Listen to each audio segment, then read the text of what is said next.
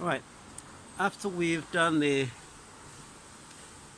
terminals, we made it safe, we waited for the timer, and now it's okay to proceed. So all the charge is dissipated from the modules, so now it's safe to work. There's something that I wanted to show you on this isolator. The actual isolator actually was done before somebody did like make safe through this isolator, the HV isolator.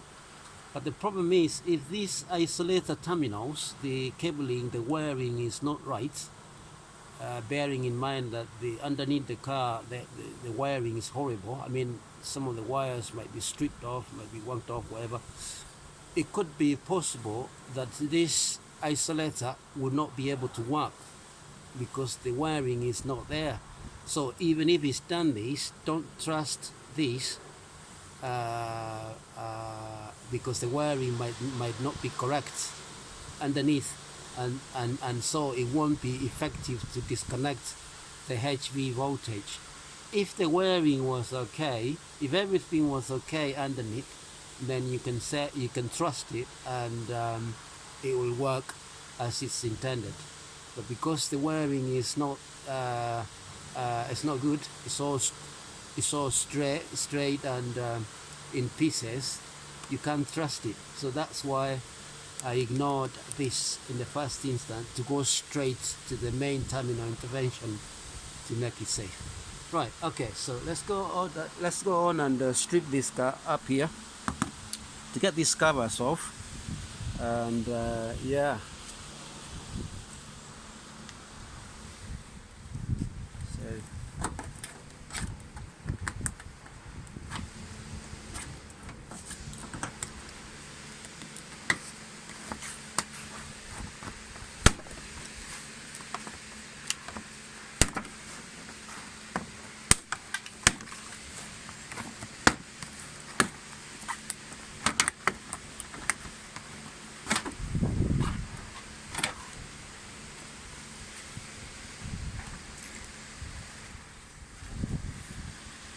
now you can see the damage up here. Some of these bolts are damaged. That's damaged. That's damaged. And then that's damaged. And in here, I'm pretty sure it's damaged as well. But before you get there, these lights, part of the storage compartment lights, this one, you're gonna have to get it off so that we lift up the tray.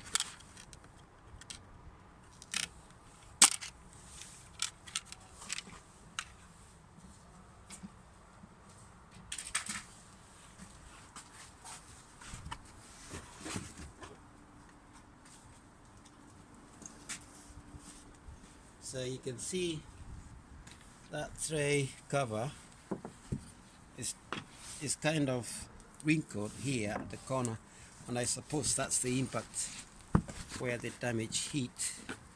So this is recoverable, so it's not much of a worry because it looks good. Okay, now the tray, this tray, you can see it's all cracked from below, and hopefully it might be I mean, after replacing the bottom coolant system, maybe it might be okay. We'll see when we get there. So at the moment now, let's get this this tray lifted. Okay.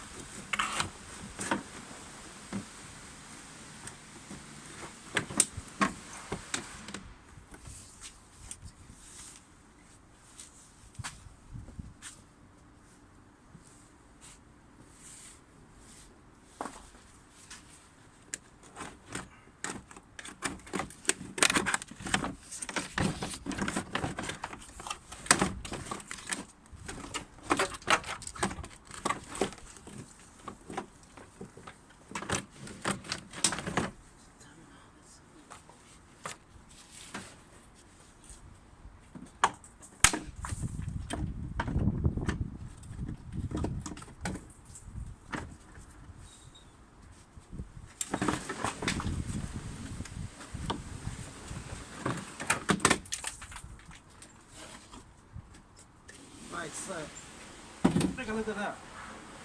So that tray, the full tray,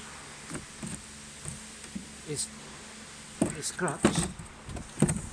We're gonna check if we can get this cover separated. I'm not sure. I have to check and see. It looks like the complete tray is in pieces. You see from the bottom, that's where it hits, and the old tray really needs to be replaced. Complete tray. Okay, so having exposed the bottom end of the tray, you can see the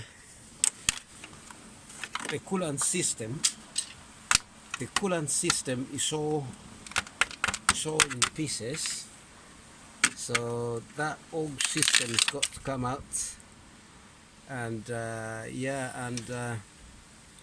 and the air guides, both side air guides seems to be okay. It's not bad, to be honest, as I expected, because if this side air guide is okay, that side is terrible. So yeah, we'll see if we can get that air guides as well replaced. So in the meantime, let's get the front panel out of the way. Front panel, then we'll have access to get to the module, coolant module. Yeah, and then we see which best way we can reach the axle. Either we suspend it up here, I mean we kind of suspend it to get the axle drop down, or